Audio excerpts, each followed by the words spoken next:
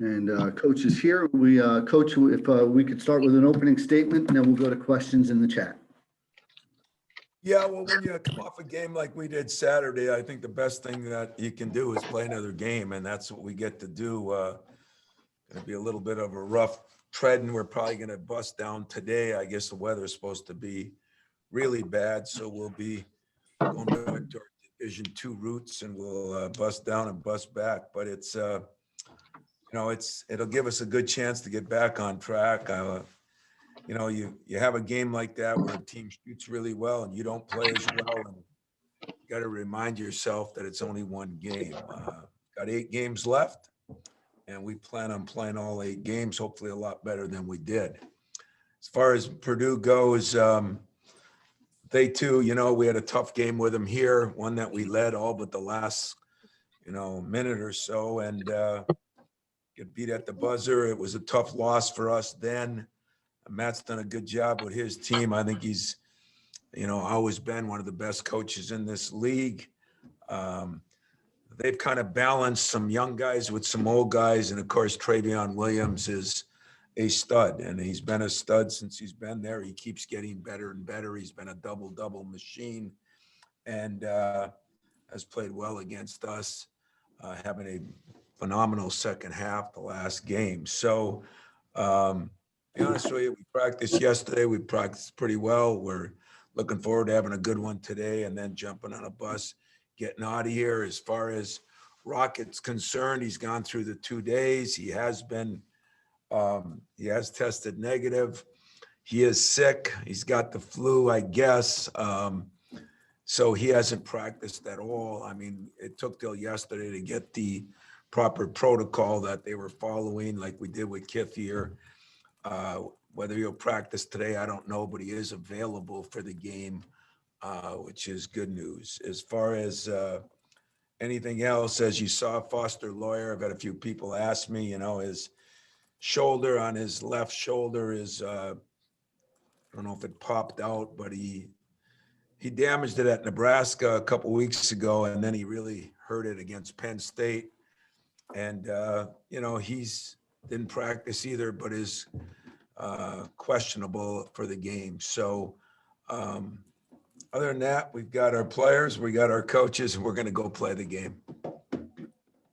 We'll start with questions in the chat, please. And first question will go to Lindsey Huddleston.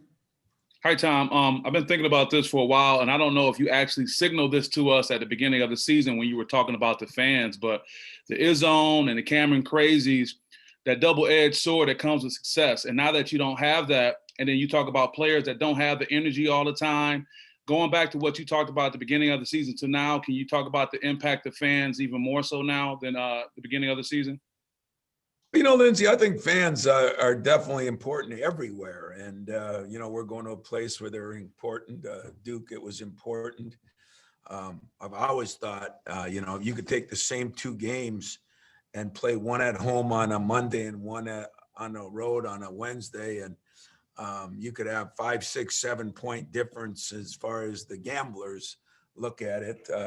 Home court advantage is big. Home court advantage is really big for us because we've been sold out with the Izzo, and it's been so good over the years, but it's good everywhere. But, the funny thing is sometimes guys get motivated playing on the road in front of fans. When there's no fans, it's difficult at times, but everybody handles it. It's the same for everybody. So there's no excuses, but it is different. And it is something that, I don't think has helped us in a couple of these games. I don't think if Magic was playing the other day, it would have helped us the way the game went. But I'd say there are a couple other games that you'd hope to win at home.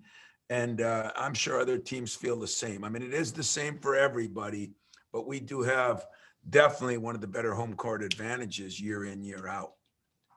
Great. Thank you. You're welcome. We'll go next to Chris Solari.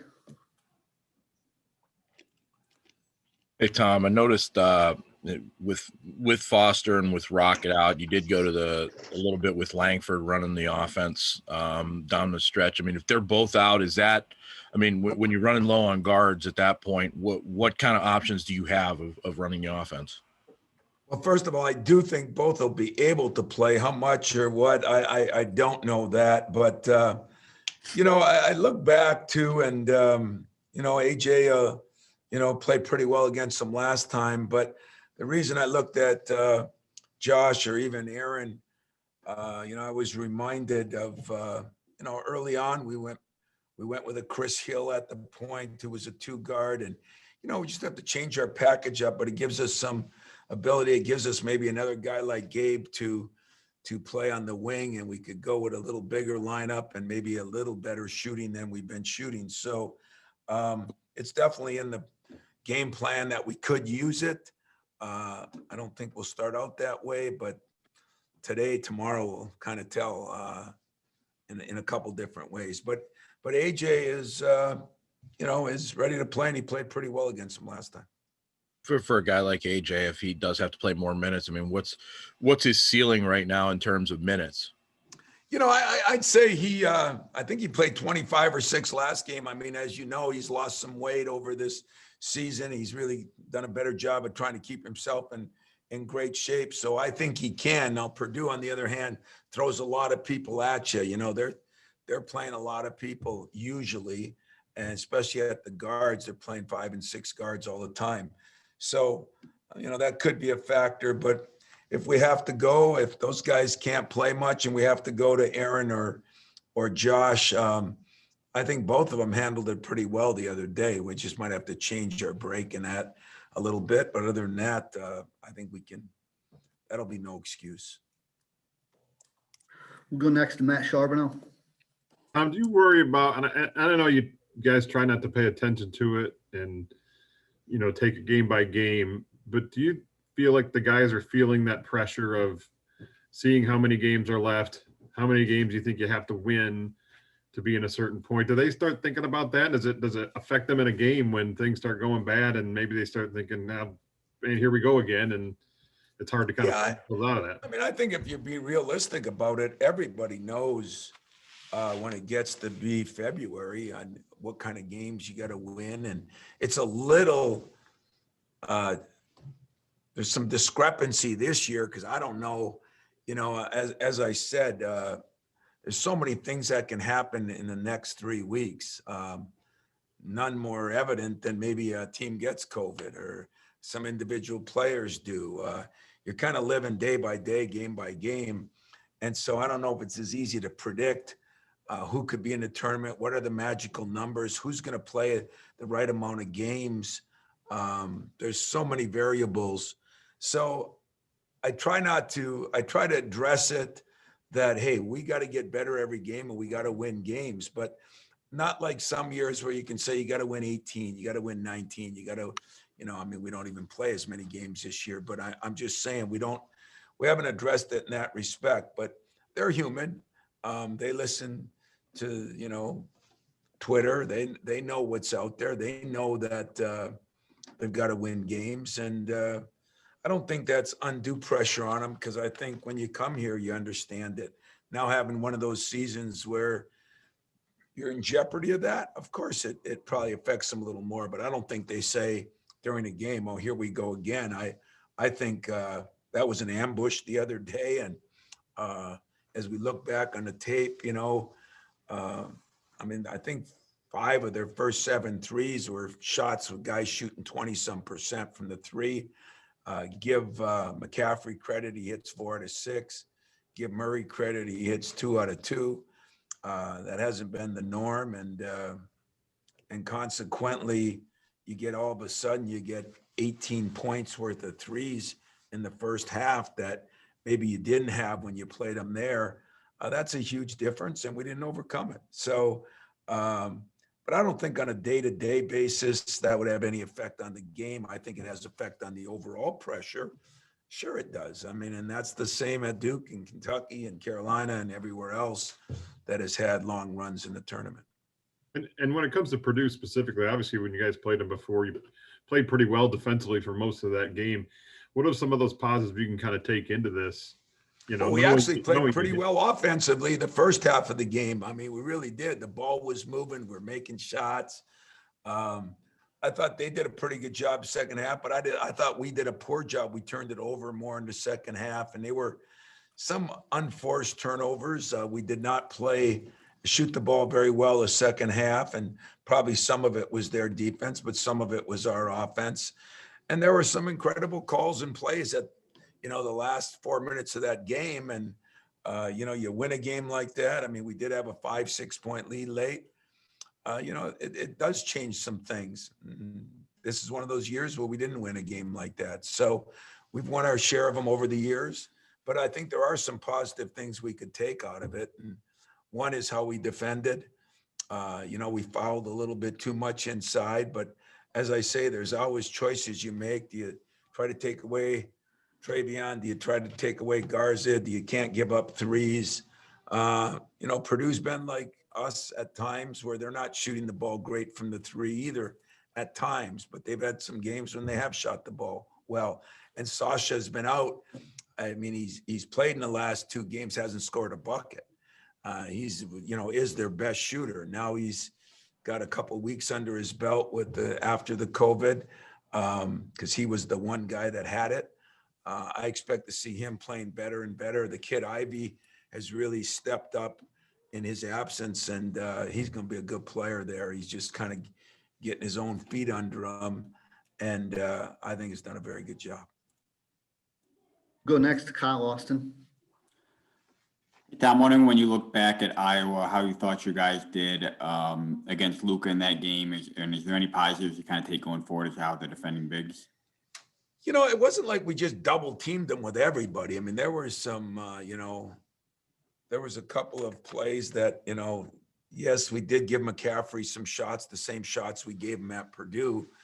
I thought we did a decent job on Garza, but I don't think it's because we threw everybody at him. I think, our guys did a decent job. He has a couple of tendencies. I thought we did all right taking those away. He missed some of those shots inside, but he's a good passer, and Williams is a phenomenal passer. I mean, Williams has point guard passing skills. He really does. He's maybe the best center passer in the country, if you ask me, from what I've seen. I mean, he can throw him behind his head. He can throw him behind his back. He can throw him straight forward. He has very good vision and very, very good feel for the game. So guarding him will be a little different. Plus, he's quicker. His quick steps. He's got quicker steps. But we can look at some of the things we did, and we'll definitely build off that because we did do a decent job on Garza. Go next to Justin Rose. I'm going back to the pressure that Matt had kind of brought up. How much, from a coaching perspective, can you try to tinker with things to try to find that change that you're looking for to get things going, or have you kind of exhausted a lot of those opportunities this far into the season? Probably most people think I've over tinkered. What you do with a team is you kind of hope that in the preseason you get guys to separate themselves, and as we know, there wasn't as much of that. So got a lot of guys that haven't separated, and I have tried to give each one of them a chance. And it's hard to live with things if they're making the same mistakes. And some of those mistakes are going to be because of youth or inexperience, and some of those mistakes are going to be mistakes. So there's still some things we can tinker with. We do think, with Josh and Aaron, we've got 2 very good wings, and we've just got to do a little bit better job. We were getting something out of Joey and Malik there, and we think the 4 spot we still can get a lot out of. The center has been by rotation, and the point guard has been a little bit of a up and down deal. So now we might be forced into just sticking with somebody or looking at maybe playing a little bit different way. But it's not like we're tinkering to try to, you can say, well, players maybe don't have as good a feel. Well, their job is to play to a level where they separate themselves in practice or not. If that doesn't happen, then you're caught tinkering a little bit more than you'd like. Unlike football, I mean, a quarterback is a separate position. And even though I like to call a point guard like a quarterback, it still is separate. And, you see people having to do that with receivers or running backs. I mean, it's just the way it is sometimes. And I haven't had many years when it's been like this, but I haven't had many years where I had guys sitting out or Josh not playing for 2 years or situations that trying to change guys in different positions. And we were stuck with that for one reason or another. But I still say, we've shown where we could play good enough basketball where we could be in with those teams. Purdue's one of them, Wisconsin's one of them, Duke's one of them, even though they've struggled some. Notre Dame, I saw one last night. Those are not bad basketball teams. And yet we've had a couple of games where I thought it's been out of body experiences. And definitely the one the other night was more caused by incredible shooting. I thought our one at Minnesota was more caused by incredible turnovers. And if I may follow, this is probably a better question for a golf course at a charity outing in July, but how important is the NCAA streak to you? What I learned from older coaches, I just talked to Coach Katie today, and streaks are important, but as I've heard a lot of pro players talk about, records are made to be broken. I mean, of course, the streak is important to me because it's something special. This streak of the every senior going to a Final Four was special, and when that ended with one of my favorite teams, Gary Harris and Adrian and Brandon Dawson and Keith and those teams back then, Denzel, that was a tough streak too. But there's a lot of basketball left. And one thing I think about this year is I don't know what it's going to take to get in because I don't know who's going to be left standing. It seems like it's gone back and forth between men and women. Now, though, I see some women's programs, North Carolina State, Louisville, that are getting shut down, and there hasn't been as many men's programs recently. Is that going to change? I don't know. But there's so many factors that we have no control of. We're just going to keep trying to win as many games as we can and play better and get better. I mean, we got to play better at Purdue. And so that's kind of the goal right now. Every streak here since the day I came here means something to me. Every win means something to me. But I don't look at success or failure on streaks. I look at consistency over years. We'll go next to Paul from The Only Colors. Hi, Tom. If I look at the shooting numbers over the year, clearly it's down kind of across the board. And we know that these players can shoot because they've done it in the past. So do you have any theories as to what's been happening this year? Is it just the year in general, or are you seeing that in practice? I feel bad for Foster because in his case, he is a good shooter, shooting 20-some%. And yet he's, it's been 5 weeks that he hurt that thing the first time. And I think that has some factor. But I think if you look across the board, when you say across the board, not just our board, there's a lot of teams struggling with shooting the ball this year. And I think some of it is just everything they're all going through. I don't know. You're right. I mean, Josh Langford, is he not shooting as well? I mean, he was a 41% 3-point shooter for his career, but you missed 2 years, and is that a factor? I'm trying to think of other guys. I mean, Gabe Brown was out for the 20 days, 17 days, so him getting back and getting his feet wet again. I mean, I think that's a factor. And then Joey Hauser and Malik are two guys that I think shot very well early, and then haven't shot as well, but I still think they're still really good shooters. So some of it's confidence, some of it's the situation, some of it is what all these guys are going through. I mean, it's, when you lose, it compounds it too. You lose some games and it compounds the problems that they're dealing with every day in their life. If you win it, hopefully, makes you feel better than the rest of what's going on in your life. So that's the only excuse I can give that I think is as valid as I can give it. Thanks, Coach. You're welcome. We'll go next to Chris Solari. I kind of wondered, you mentioned on the pregame show that you were kind of expecting maybe 4-game weeks here coming up. I guess with the other Indiana game and the Michigan game, I think those are the two that you don't have scheduled out yet. I guess, is there any Illinois looks like it's going to be scheduled next week, but the I 20 haven't they gotten it. announced that, I think the 23rd. Oh, they did. Okay. Yeah. Because you'd know before me. I just know we're going to play a lot of games, but yeah, those games, I was surprised. I thought we were going to have another one this week, but remember, it's got to be worked out with both parties. I mean, I talked to Fred Hoiberg last night, for example, and they win a big game at Penn State, and they flew right to Maryland, and they're going to play back-to-back games at Maryland. They're going to play both of them there. I still see that happening somewhere, sometime, for more than a couple of teams. It just depends. Could that happen with Indiana? Is kind of the one that I think is out there right now, or maybe even Michigan. I don't think it'll happen with Indiana because we played them Saturday, and we've already got a game scheduled for Tuesday. I don't think they'd go Saturday, Sunday, Tuesday. But you know what? To be honest with you, Chris, I've accepted at the beginning of the year on the board I was on, they said, there are going to be no rules. And I said, well, that's like our country, but there are going to be no rules. And I think, right now, you got to accept whatever they come up with if you want to play the games. And that's kind of the mentality I have. But I'm not in control, but KP has something to do with it.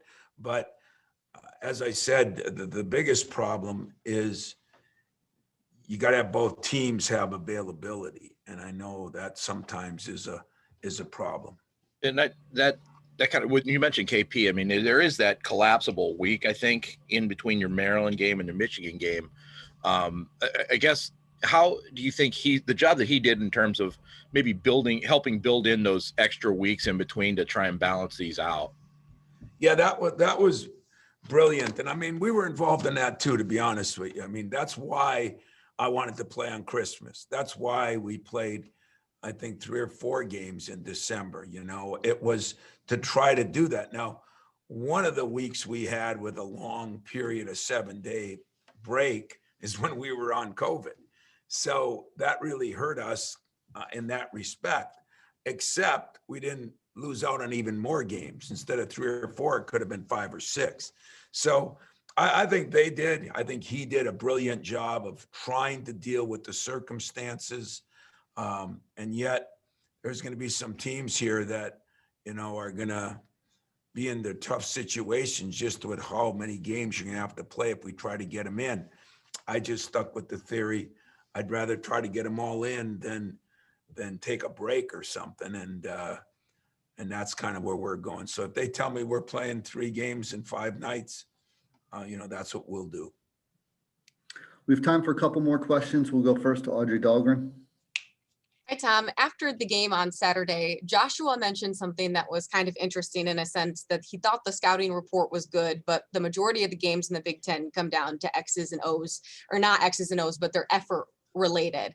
And so how do you, I guess at this point in the season, try to help that? Or is this something at this point of the year that you shouldn't have to coach effort? Well, I don't know if it was effort as much as execution of it. For example, we weren't giving anybody any shots. I mean, we were going to be off of McCaffrey because that's what we did, but we were not going to be off of Kean Murray. And, so we didn't execute some of those things right. But, I think then as they hit all those shots, you're going to go down a little bit, I mean, that's realism. And I don't know if it was Chris, whoever asked, but, then you get in the COVID part of it. And I don't think these kids are as mentally tough, right now. I don't think any are. And if things are going your way, it's one way. If things aren't, and that sounds like such a simplistic way to say it. And I don't mean that we don't have control of it, but I just don't think people realize what they've been through either. So, as I said, I try to judge it on how they come to practice or how they are. And I haven't seen any letdowns in that respect. I was disappointed in some of our effort. I was disappointed in some of our execution of game plans. But any game plan, we would have still gave McCaffrey those shots and he hits 4 threes. That's 12 points. You get 3 of them in the first half. That's 10 extra points. And you wonder why you're down 17 at halftime. Yeah. There's a good reason. So no excuse. Just I think we need to get a little bit more effort all the time. But I think guys do get down when you start going down, and that's my job to pick them up. So we're going to have to do a better job from a coaching standpoint, much more as a player standpoint. And then just a quick follow-up with Gabe. I mean, how is he somebody that I guess can keep the positive attitude up? Because obviously he made a huge difference when he came in the game on Saturday. But I mean, just in terms of him in general, his attitude and his approach, how can he maybe be a player that can help in that aspect? Well, as you know, Gabe's an energy giver. Some guys are energy takers, and he's an energy giver. He's got a kind of a vibrant part of his game. He spends so much time in here that everybody on the team knows how much the game matters to Gabe. And so I think he can be a big positive. That's why if I look at even going with a bigger lineup, I could do some things. But remember, we couldn't do much more with Gabe because he had missed all that time. And then he comes back and it takes a couple games. And, Josh had a big game, his second game, and then a couple more games. So you don't know what you're going to get out of him. I know it won't be a lack of effort. I know how much it matters to him. But him scoring the ball and making some shots, as you say, is very uplifting for all of us, just because we struggle with making shots. But, again, I don't have a lot of problem. I thought, Josh had some pretty good shots. I thought Foster Lawyer had some great looks in that game, and he's as good a shooter as I got. So some of it is, some days the ball doesn't go in the basket, but some of it, if it's a lack of effort, totally I'd be very concerned with. I don't really see that, and I'd be as honest as I could be with you, but I was disappointed in a couple people's consistency of effort, but I was more disappointed in some of the execution and far as what we were supposed to do and what we did do. Okay. Safe travels. Have fun on the bus. Thanks. Northern Michigan, baby. It's it'll be 3-4 hours less than those rides at Northern Michigan. We'll wrap it up with one from Fred Human. Can you hear me, Max? Yes, we can, Fred. Hey, Tom, I'm not dead yet, so you lose. Here I am. Me neither. Well, it's part of my question. You've had so many adjustments since last March, and here's another one you're adjusting to. Rather than us talking about you winning another conference title or being a 4, 3, 2, or 1 seed, we're talking about you having to make a hell of a run here just to make the tournament, and you don't have a team that you've been used to having for at least 23 years or so. So what kind of an adjustment is this for you as a coach to adapt to this? Well, I'm not going to sit here, and you can tell by the bags under my eyes. Not that sleeping's been a good thing. First of all, I'm glad to see you healthy again, Fred. So God bless you on that. But I would say that, you're not totally right. Of those 23 years, I told you, we were 12-9, just a couple of years ago with a very good team when we lost all those players to injuries and found a way. But I would say for the most part, you're correct. It hasn't been something I look at every year. My job is, with 2 weeks left, keep us in the hunt. And, we're not in that hunt. That's realism. But you know what? I just want to get us playing better. And, and I think the other thing, besides all the other issues, we just learned that, the worst team in our league, they had lost 25 games in a row, had Illinois beat the other day, and that was Illinois 6th in the league, or 6th in the country, and beat a good Penn State team at home last night. And I think it really talks about how good the conference is top to bottom. So when you're trying to get well, it'll be interesting to see how many teams they take at the end. But when you're trying to get well in this conference, there were some times there were 3 or 4 teams and you were playing most of them twice. That's 7, 8 wins you were going to get. I don't think many people are counting any wins this year. And so it is a different year, but what it does is it brings you back to reality a little bit. We all need a reality check, both fans, media, and coaches for sure. And, little things like, we talked about the last Purdue game, maybe a free throw cutout, maybe an inbounds pass, maybe the coach could have done a better job. So it makes you kind of look back on little things that could make a difference. And sometimes that's a cruel thing to go through, but it's a good thing to go through because everybody gets fat and sassy. And I'm hoping it didn't happen to me, but if it did, it's going to be a good wake-up call. And at the same time, I'm not trying to put everything on, it's been such a bizarre year. I stay up at night more trying to figure out how to motivate guys than just to motivate them. And that's never happened here, but circumstances are different. You got to be a little more careful what you're doing. And, I'm ready to accept that I got to fight my tail off the last 8 games. I told you a few weeks ago, Miles said that in his freshman year here because of what we went through. It just hasn't been the norm here, and that's a good thing.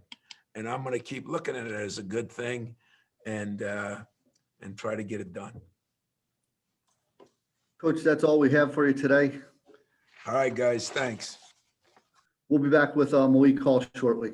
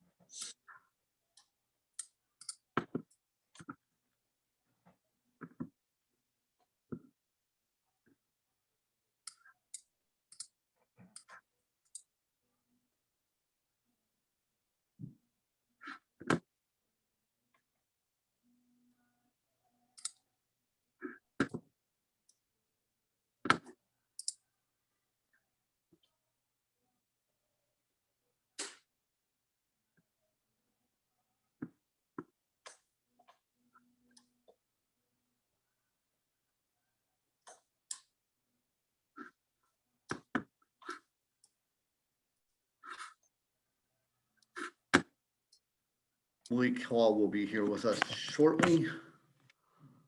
If you'd like to direct questions through the chat, we can get things started once he's on screen. And Sarah, I will get you permission.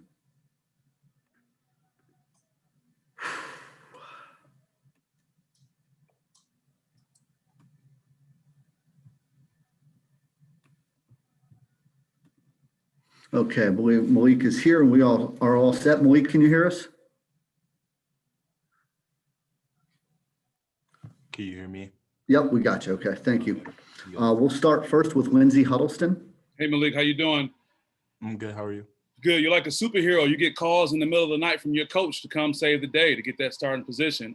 Talk about what that's like to get that phone call and to have to make the transition to prepare to start in the game going forward.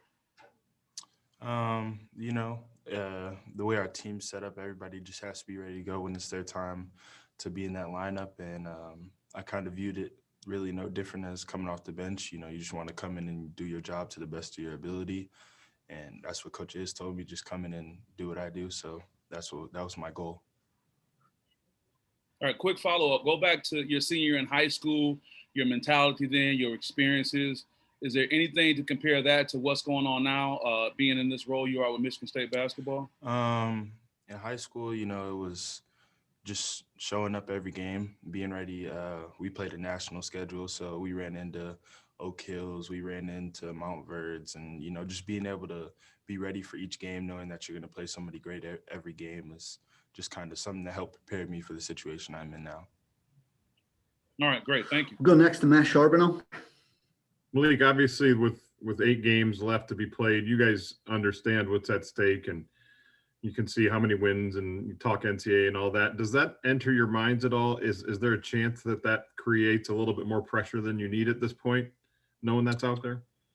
I mean, we're all knowledgeable of what's going on, and what we need to do. I think it's more so we just know that we have to play to the best of our ability, and if we do that, we know we can make the tournament, and we can do all the things that we need to do to be in the right spot by the end of the year. Do you take anything away from that first Purdue game going into tomorrow night that you guys did play well offensively for at least the first half, that the defense was pretty solid? What do you take from that going in there tomorrow? One thing that we've harped on a lot in film is just how hard we played and how connected we were when we were playing, just continuing to come into every game with a lot of effort and make sure that it's not effort plays that are causing us little mistakes or things like that, just so we don't have a rehab. Thanks. We'll go next to Chris Solari. Like, I wonder what the last maybe 48 to 72 hours have been like since you guys finished that game. I guess, what have the conversations been like among the players, and how have you maybe just, tried to digest what happened in that game and move on from it? With a game like that, you watch the film, and then you learn what you need to do better, and we just take that approach into the next day at practice. The game is in the past now, so all we can do is learn from it and just become better for the next game, and that's what we've been doing in practice, just trying our hardest every day to learn from our mistakes. It's been a couple games like that this year, obviously the Rutgers game and the Minnesota game. How do you avoid that maybe happening again down the stretch, and how do you kind of build to something bigger? It definitely has to be, everybody just bringing it every day in practice and bringing that over to the game and making sure that we can convert our practices to the game and do what we know to do and do what we know how to do. Go next to Kyle Austin. Emily, I had a similar question, just with the number of games that have kind of, like Saturday, that have kind of gotten out of hand. Are there similarities or kind of key moments in those games where you can, where you really kind of need to clamp down and turn things around? There's definitely key moments when we look back at the film. We can see how a little mistake led to either like 2 threes in a row, whatever the situation could be that we needed to get those stops, or we needed to make that layup or something like that. And we definitely we go through that. When we go through the film, we hear about those situations. That way we know going forward we can't make those little mistakes, and we have to be clutch during those moments so we can swing the game back in our favor. All right, Malik, that appears to be all the questions that we have for you. Appreciate you taking the time. And Malik's the only player that we have today. Appreciate everyone joining in here. And if you have any questions or if you need anything, please let me know. Thanks, Max. Great. Thanks, Max. Thanks, Max. Everybody. Thanks, Mike.